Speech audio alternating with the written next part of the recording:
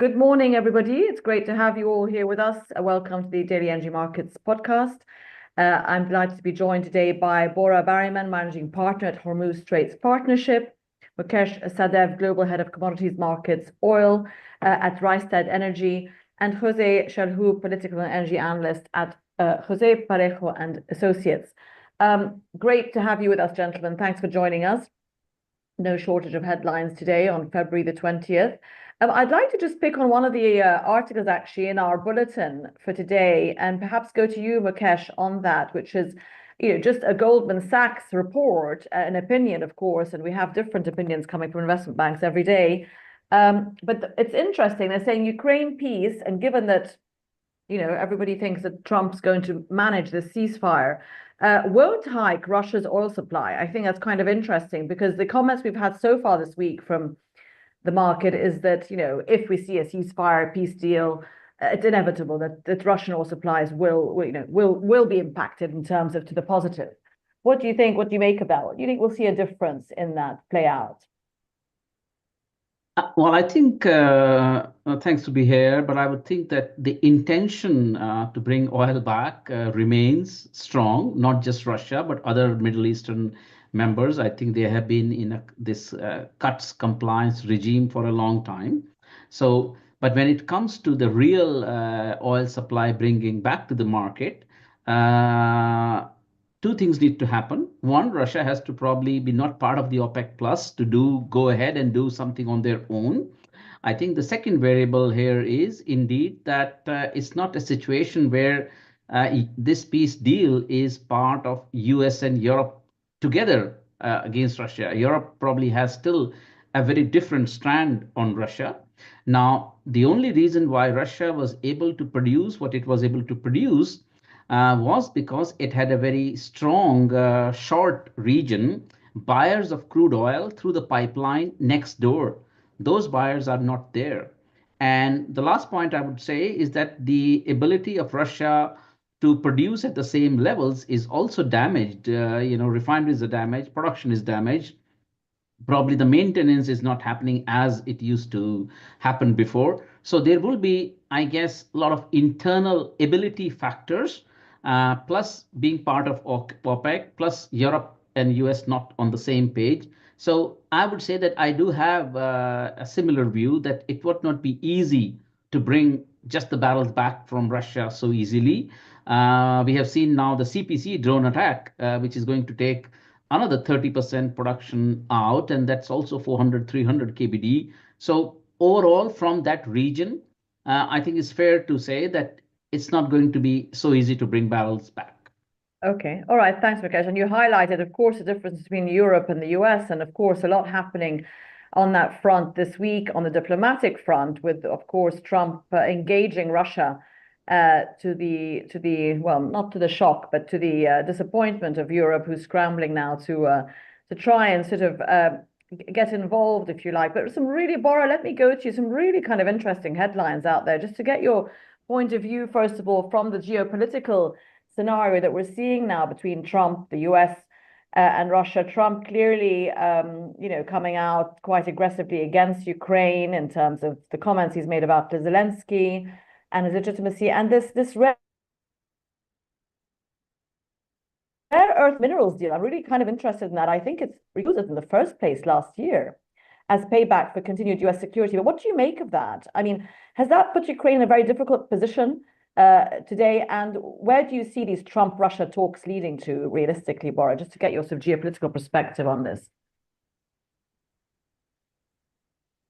Trump's behavior in the light of the classic bluffer negotiation strategy. But he's serious, but it is part of a negotiation strategy, and there is a hard line behind it.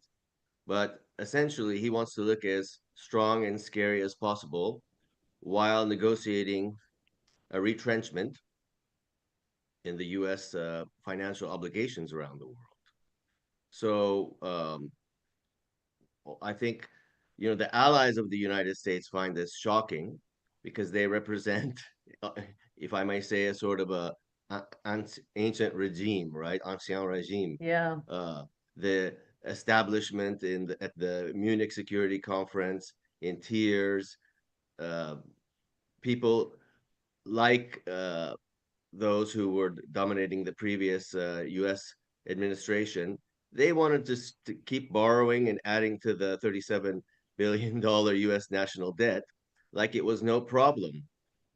And these are the people who thought Kamala Harris just didn't do a good enough job in explaining to the voters why the economy is so good.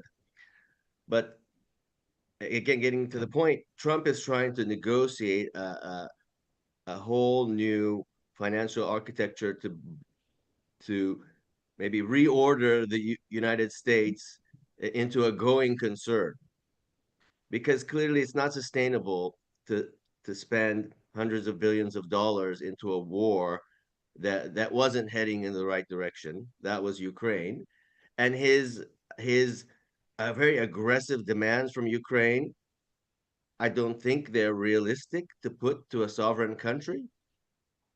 But clearly he's just trying to strike a different bargain because he feels the current architecture of the world is not sustainable financially from the Americans' point of view. Yeah, from the, as you said, I mean, the debt scenario is dire, and that's kind of an interesting take on it. And obviously, he's trying to do what's in America's interest financially, but firing all cylinders, isn't he, across so many fronts? And I suppose it's how people respond, which is going to be the most important factor going forward. Thanks, Bora. Jose, welcome again, and good morning. We have another headline on our bulletin. China promises Latin America trustworthy ties as Trump lays out demands. So again, when we had you last on the program for our year-ahead outlook, you were talking about Chinese investment in Latin America and how obviously significant that has been. China continuing that sort of I suppose policy by the looks of this headline, and playing obviously on the U.S. relations card.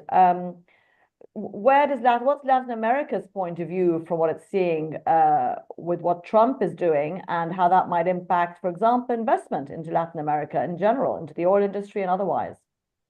Thank you for the invitation. I mean, yes, first we had the news that the U.S., the Trump administration suspended the U.S. aid funding for different agencies, and especially in Venezuela and in different countries in South America. That sounded like a very good tone to different other players in the world, especially China. China has been advancing tremendously in the last years in different countries in South America, and different projects regarding energy, rare earths, oil, gas, especially in Venezuela, but not in the same intensity that China had participation like during the Chavez era, for example. But China in the last couple of years has been kind of retaking presence that it had in Venezuela in different oil and gas and other infrastructure projects. But definitely China, but that'll also depend on the geopolitical landscape in South America as well. We have elections in Brazil next year, for example. Let's see if Lula or any other candidate that he may pick to replace him may win. But we saw how the right parties in regional elections advanced significantly in municipal and regional elections. In Brazil, for example, we had elections in Ecuador where we saw that the candidate of former leftist President Correa advanced significantly in this round against the rightist current president Noboa. So what does that all mean for investment? I mean, we mentioned Brazil. Brazil, for example, oil production, disappointed last year. A lot of people have commented on that. Why was that? I mean, do you see that change perhaps happening again? I mean, that all impacts, of course, the non-OPEC supply, argument, obviously, and forecast. Yeah, I mean, you see China everywhere here. I mean, and especially, for example, in Mexico. In Mexico, you have Chinese investing in every single area, especially in oil and gas. In Brazil, they have been investing in Argentina, for example. In Argentina, they have different projects especially in the shale oil and gas in Vaca Muerta or Dead Cow. So that is not new. I mean, China presence side with Iran or Russia in South America has been consistent in the last, I don't know, 15 years, for example, during the previous leftist tide in the region. So that'll I mean, in my view, that'll get much more intensity, especially considering that the President Trump has, in terms of foreign policy agenda, his main priority on Ukraine and on China. Okay, thanks, Jose. Yeah, exactly. We had a survey earlier which said, what his talks now with Putin, what are they really about? Are they about China or Ukraine or even the Middle East? And he's currently speaking at an investment conference in Florida that's being hosted by Saudi Arabia. So a lot of interesting things happening. Mukesh, back to you. I mean, we can't go an hour without hearing the word Trump. So it's, obviously already annoying all of us. But what can we do? Because, of course, these policies that he's coming out with left, right, and center, tariff, trade, etc. Sovereign wealth fund. I'm going to go to that to Bora later, and that suggestion as well. But we have a headline again saying oil markets are being paralyzed by all these headlines. So does that mean? Do you think that we're going to see? What does that really mean for oil prices and in terms of being headline driven? Are we going to remain in this 70s range really for the foreseeable future because of all this uncertainty? Or do you see anything else disrupting that range? So I guess there are two parts of the question. The first part is the comment around oil markets getting paralyzed. I think the second part is are we going to see something, sort of a price range? I think on the first part, what I would say is indeed, the market wants some predictability. The markets want fundamentals to play a part. And in this kind of a situation, I think it is very hard for fundamentals because let's look at that. Trump put tariffs on Mexico and Canada. People didn't believe it. He did it, right? And then OPEC went ahead thinking that there will be loss of barrels from Canada and Mexico. So they went and announced that we will likely bring barrels back. Few days later, Trump says 30 days pause. Now OPEC Plus again gets in a bind. What to do? They have to rethink the strategy. So I would not use the word paralysis. I would say it's a continuous rethink, which is not a bad thing to stay. Oil markets, you need to stay on top. Now, in terms of, what really could change from a price point of view, our answer is no. I think I still maintain, which I have commented previously on this podcast and otherwise, that OPEC Plus is in a very strong position. Let's face it, right? There are a lot of talks around gets happen. OPEC may break down and OPEC this, but let's put it this way. They have a very strong hold and effectively they hold 5.8 billion barrels of spare capacity, right? There are numbers being talked around 7, 8, but our number is the real spare capacity, which is good enough to take care of any price spike. Similarly, OPEC has been using the cuts and they have increased compliance, like strong compliance is there from every country so far. December was very strong compliance. So they are holding the tight balances so that there is no price slide. The third thing which OPEC continues to do is to keep the market a little bit short in the prompt. We have seen Dubai going to very high backwardation. There is a fear of WTI maybe getting into a little bit of contango, but the backwardation ensures what I would say, if there is a fight between a tank and a well, the well is with the Saudis and the tanks and the storage is with the US, for example. I think the well wants to win the fight versus the tank. And that's how they want to keep the market backwardated and probably not so strong incentives for people to store oil. The only thing last point I would say can change is we are in the shoulder months of demand in the US, right? These are not strong. So let the summer come. I'm 100% confident in some ways from a data point of view that Trump and this talk will not last long because then it would start hurting the US system quite significantly and the pump prices will go high. And in that case, if you have a bit of a fracture in the strength in the Senate and the Congress, and the midterm elections. So my sense is this is a bit of a volatile period. It will last few months. When we are near the summer, it cannot stay in that way. So summer will change a lot for the US system. Yeah, okay, and the rest of the world supposedly in terms of that volatility perhaps. So 6 months of volatility, and then it will settle into something supposedly. Also, obviously, might see some change on the political solutions both in the Middle East and in Europe, which obviously the oil markets pay attention to. Bora, let me go to you about it's just focusing a bit on the US and the US economy and how much. Again, I mean, it all impacts oil, but I mean, we got today labor figures coming out later today.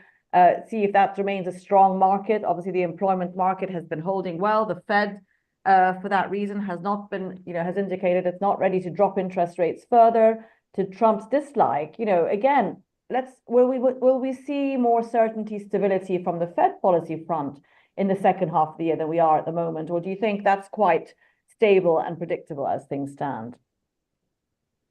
I would expect the Fed to take a similar philosophy toward their guidance as the Trump administration and reserve the right not to follow their own guidance, right? And to pivot if required. Because actually, that is what we saw throughout 2024, where we were given guidance toward, many aggressive rate cuts. We didn't see so much of that. So as market conditions change, we should be expecting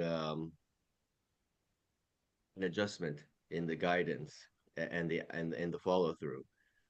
But sitting here in London, I was following obviously our UK inflation numbers, which were spiking at 3% from 2.5% in December, and forecasts have it rising to 4% next year, or some forecasts do. And I see that as quite plausible given the limited room for maneuver that constrains the Bank of England. Core CPI, excluding food and energy, that was 3.7%. And services And what inflation about was 7%. So I don't think the Bank of England can cut rates much to boost growth. And if you have similar inflationary pressure in the US, which has a very different dynamic there, of course, because as a continent, they have many of their own natural resources. But for England, I don't see sort of a financially driven growth boost in the picture. Okay, and I mean, let's talk a bit about Europe, Bora, just sticking with you. I mean, obviously, Germany has been under pressure. Its manufacturing sector has been hit by, this is, I suppose, its adjustment to not being able to take Russian gas, for example. So many different issues that Europe is dealing with economically. But this question of the Russian ceasefire, if we see, a peace deal take shape, the market seems to be quite split on whether Europe will go back to taking more Russian gas than it is, if those taps can sort of effectively reopen. What side of the camp would you be on? Do you think Europe has no choice but to just go for the best price available, given its economic condition? I think Europe has some soul searching to do, and it will take some time, perhaps a few elections, for that to filter through. Personally, you can see that they have all pivoted on their ideological commitment to migration and refugee policy, and even the Greens and the left and the right, all in Germany, agree that they want to be tough on migrants, which a few years ago they all said we can handle this. And I think we're going to see that on net zero next. There'll be a kind of a soul searching and possibly a pivot on whether net zero aligns with a strategy that prioritizes building productive capacity in an economy. And I think that's a very big issue for all of Europe. Do you want to be information workers serviced by Amazon and Uber Eats service workers, or do you want to be in shipbuilding, in the steel business, in the materials business, and invest in your own infrastructure, because infrastructure is highly carbon intensive. So I think that type of soul searching needs to be done in Europe. And then after they handle net zero, they can think about Russia's role in that. Because in a way, I think that some of the net zero strategies have been dragging energy costs, or impacting energy costs, uh, perhaps not as sharply as the Russian sanctions, but um, with longer term impacts. Okay, well, let's talk a bit And about sanctions. Thanks, Bora. Mukesh, let me go to you on that, and I'm going to also go to Jose on the same about Venezuela. Mukesh, I mean, we have another headline here, just maximum pressure on Iran. Iranian oil exports clearly have been flowing quite freely the last 3-4 years. Still are, as far as we can tell. There's been some, some restrictions in terms of China intake, etc. But because of these shipping sanctions that we've seen at the end of last year. But, again, how's the market viewing that potential of, seeing a real change in Iranian oil exports because of possible Trump sanctions, although, that has not been his first step? No, I think it's not hard to understand why this was not the first step, because you cannot sanction the whole world at the same time, right? Because, and I said, let the summer come, the market will tell its story, and then Trump probably will not be doing what he's doing. He knows probably this is the time to do these kind of things, right? So the Russian situation is not resolved. And by putting the minerals equation into, I think he is probably more complicated than easy. So, and the other thing I would say, sanction on Iran is not really a sanction on Iran, it's a sanction on China, because all of the oil of Iran is only going to China. So in some ways, I would say it's an indirect sanction. If you really want to sanction Iran, I think that's not a hard thing to do. But we just saw on the Air Force One, he indicated, yeah, deal with China is possible. And if deal with China is possible, I think sanctioning Iran means taking China's big crude supplier away from the market. So China will certainly play that card. So our view possibly would be, given such an entangled position where neither the tariffs on Canada, Mexico is resolved, where Ukraine crisis is not resolved, and lastly, the OPEC Plus has also snubbed Trump's calls to bring production immediately. So under these scenarios, I think the maximum pressure on Iran has fallen quite low in the priority. Yes, he has to probably talk about it, otherwise you get questioned. But for now, I think there are other bigger things to deal with. Yeah, and I mean, obviously that goes against his keeping prices low policy, doesn't it? I mean, one of the contradictions, but plenty of oil in the market to make up for that. Also, there's a question on OPEC Plus won't be able to increase volumes in April, which is just over a month from now, as volatility from Trump policy uncertainty will continue.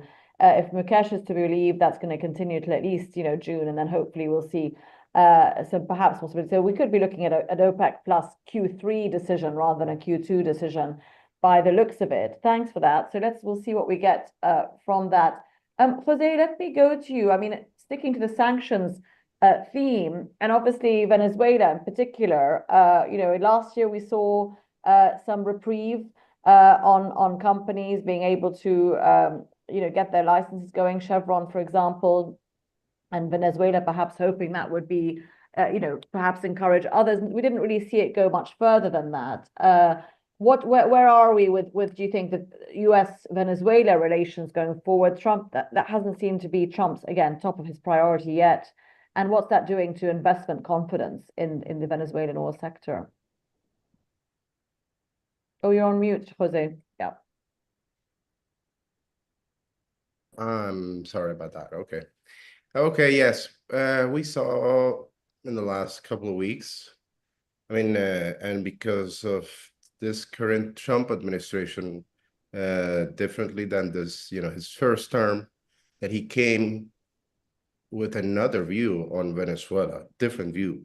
I mean, we saw a couple of weeks ago how his special envoy for special missions like Richard Grenell came to visit Venezuela and met with President Maduro specifically to negotiate a deal like everything Donald Trump, loves to do, dealing and negotiate on a specific topic, like to negotiate a release of 6 American citizens detained in Venezuela in exchange for the Venezuelan government to proceed with deportations of illegal Venezuelan immigrants into the United States, members of a criminal organization like the Tren de Aragua, which has been causing different criminal actions in different U.S. cities.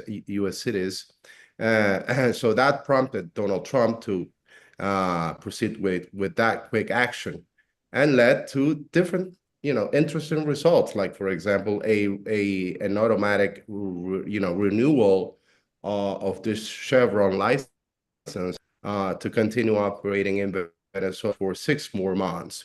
Chevron is currently responsible for around 220,000 barrels per day, if we consider its different joint ventures with PDVSA here, especially in one specific joint venture called Petroboscan, which is currently producing 120,000 barrels per day of heavy oil in the western side of Venezuela.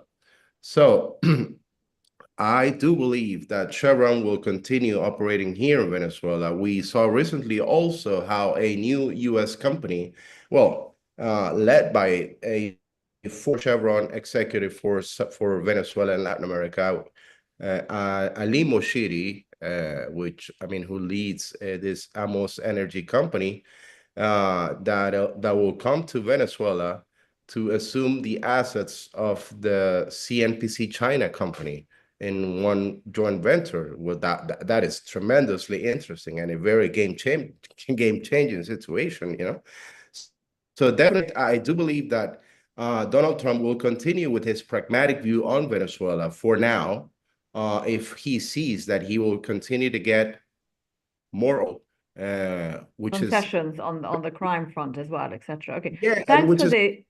Thank you. Thanks, Jose. Bora, back to you. We mentioned China a couple of times.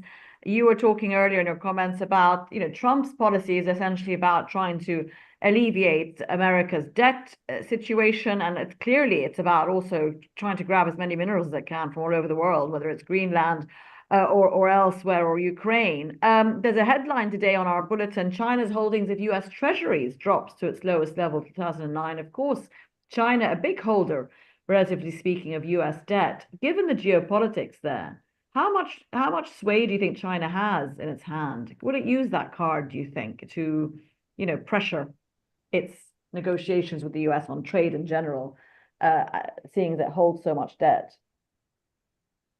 I think China is clearly seeking to reduce its dependence on the bilateral relationship with the United States. That would be a grand bargain if they, and it would probably be good for everyone if there was some stability and clarity in the outlook of the U.S.-China relationship. But China wants to insulate itself from pressure on that front, and clearly that's what's driving the move on the U.S. Treasuries. But I think it's also being reflected in the $2,900 per ounce price of gold, and the $96,000 price of Bitcoin, and it reflects, anxiety around the world with respect to access to SWIFT, sanctions, and monetary policy. So if the major asset managers of the West have anxiety about U.S. monetary and sanctions policy that would affect their ability to invest in their own economies, what would China be thinking, right? So they're clearly going to be looking for Yeah. alternative asset classes, which are all benefiting and having a great run since election day. But the other guys who have had a great run since election day were Elon Musk. His Oh. wealth is up 138 billion to 400 billion. Mark Zuckerberg, wealth up 49 billion just since election day.